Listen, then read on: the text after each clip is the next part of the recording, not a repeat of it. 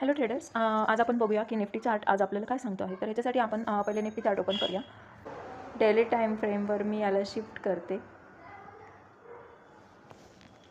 Daily time फ्रेमवर आपल्याला चार्टमध्ये काय दिसतंय तर ह्या रेड कॅन्डलनंतर या ग्रीन कॅन्डलनी याची लिक्विडिटी स्वीप केली आहे. त्याच्यानंतर ही जी अपसाईडला जी एक ग्रीन कॅन्डल गेली त्याच्यानंतर ती सेलर्स इथे एंटर झाले, त्याच्यामुळे ही कॅन्डल इन्व्हर्टेड हॅमरमध्ये दिसते आपल्याला. त्याच्यानंतर त्याच्या खाली बघा, ही जी सेकंड कॅन्डल आहे, ही जी सेकंड कॅन्डल आहे ती या फर्स्ट कॅन्डलच्या बरोबर लोच्या खाली बरोबर इथे क्लोज झालेली आहे. त्याच्यानंतर जी थर्ड कॅन्डल आहे ती सुद्धा या लोच्या खाली या क्लोज झालेली आहे. त्याच्यानंतर मग आज आपण जर डेली टाईम फ्रेमवर जर याचं ॲनालिसिस करतो तर आपल्याला असं दिसतं की या रेड कॅन्डलच्या नंतर ही जी वरून जी रेड कॅन्डल आली आहे ती या पूर्ण ग्रीन कॅन्डलचा, म्हणजे ही जी ग्रीन कॅन्डल दिसते आपल्याला, याचा पूर्ण याची लिक्विडिटी स्वीप करते. तर आजचं जे ॲनालिसिस आहे ते बिअरिश ॲनालिसिस आहे.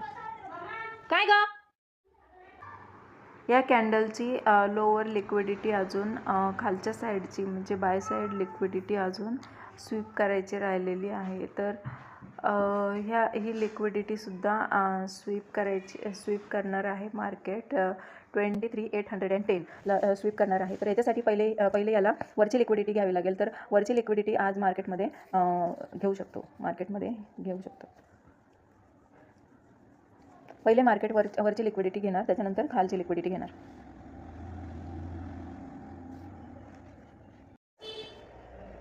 त्याच्यानंतर 5 मिनिटमध्ये शिफ्ट झाल्यानंतर आजचा मूव आपण इथे ऑब्झर्व करूया. आज काय मूव होता आणि आज कशी मुवमेंट होती. तर आज 1 जुलै आणि 5 मिनिटची कॅन्डल इथे ओपन झालेली आपल्याला दिसते. 5 मिनिटची कॅन्डल ही या ठिकाणी ओपन झालेली आहे.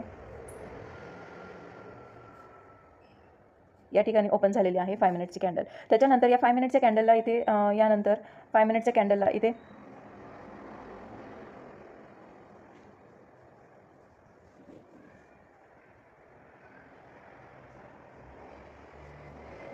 5 मिनिटच्या कॅन्डलला इथे ब्रेक केल्यानंतर हा मूव्ह कंटिन्यू अपर साईडला गेलेला आहे. इथं बराच वेळ त्यांनी रेजिस्टन्स फेस केलेला आहे. 2440 पहिले त्यांनी जो स्टॉप घेतला होता तो या ठिकाणी घेतला होता 2420. त्याच्यानंतर त्याच्यावर स्टॉप घेतला होता 30-40 असं करत त्यांनी 40पर्यंत आजचा मूव्ह 50पर्यंत आजचा मूव्ह गेलेला आहे. या ठिकाणी 40 ते 40 टू 24,000 या 50 पॉईंट्समध्ये इथं बराच वेळ मार्केट इथंच होतं आणि टाईम संपला तरीसुद्धा इथे कोणतीही मुवमेंट आलेली नाही आहे.